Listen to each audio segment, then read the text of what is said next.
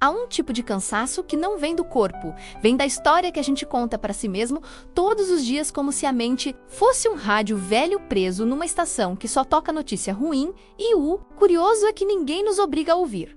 Mas a gente senta na cadeira, aumenta o volume e chama isso de realidade. Por que fazemos isso? Para que insistimos em repetir o mesmo discurso interno, o que isso significa sobre a forma como aprendemos a lidar com o que dói.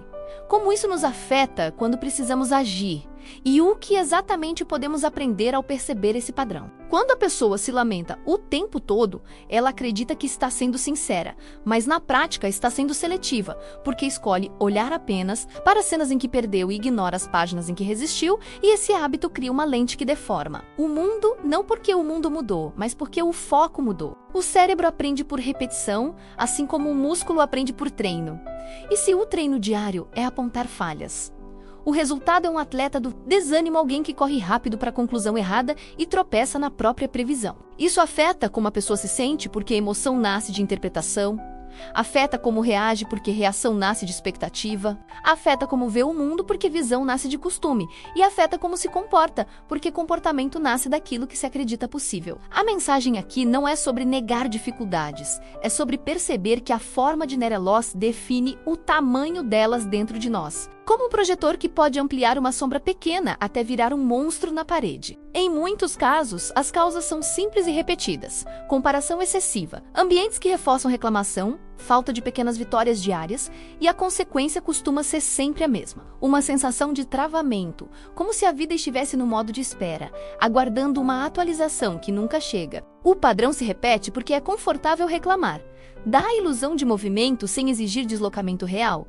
É como balançar numa cadeira achando que está caminhando, mas há pessoas que, diante da mesma chuva, escolhem abrir a janela em vez de reclamar da nuvem. E não porque são especiais, mas porque aprenderam a trocar a pergunta: por que isso acontece comigo? Por o que isso pede de mim agora? Um estudante que falhou várias vezes num exame pode decidir que o problema é o mundo injusto, ou pode decidir que precisa mudar a estratégia de estudo, e essa escolha muda não só o resultado da prova, mas a forma como ele se percebe. Um trabalhador que se sente desvalorizado pode repetir isso como um mantra amargo, ou pode usar esse incômodo como sinal para aprender algo novo. Pedir feedback, ajustar rotas, e nessa mudança nasce uma nova postura. Uma pessoa que perdeu algo importante pode se fixar na ausência, ou pode transformar a perda em direção, entendendo que dor também informa, que tristeza também aponta prioridades.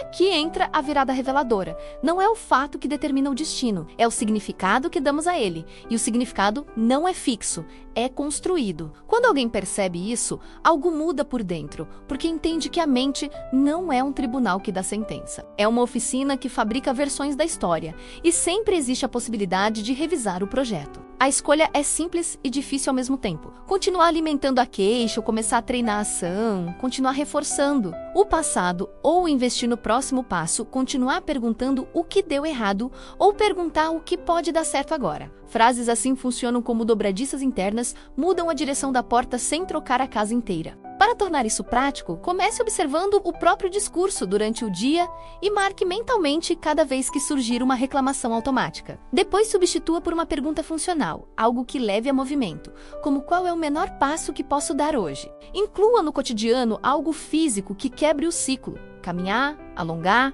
respirar com atenção, porque o corpo ajuda a mente a sair do círculo fechado. Escolha melhor os ambientes, não para fugir de problemas, mas para evitar o contágio da desistência. E procure referências de pessoas que agem mesmo com medo, porque comportamento também se aprende por espelho. Anote pequenas conquistas, não para se iludir, mas para treinar o olhar para fatos que provam que mudança é possível. E pratique agradecer por dados concretos, não por fantasia, porque isso reorganiza a atenção. No fim, a grande lição é que ninguém é prisioneiro do primeiro pensamento que surge, e que a energia gasta em lamentar pode ser a mesma energia usada para ajustar a rota. A vida responde melhor a quem conversa com ela em forma de atitude do que a quem discute em forma de queixa. Então fica a pergunta que vale como chave: você vai continuar narrando a própria história como quem descreve um problema sem solução, ou vai começar a nerelar como quem está escrevendo um capítulo novo? Se esta reflexão falou com você, curta, compartilhe, ative o sininho e deixe nos comentários o que você está escolhendo mudar hoje. Porque quando cada um assume a própria transformação, forma-se uma egrégora, uma grande família que cresce junto, aprendendo que evolução não é um evento raro, é um hábito diário.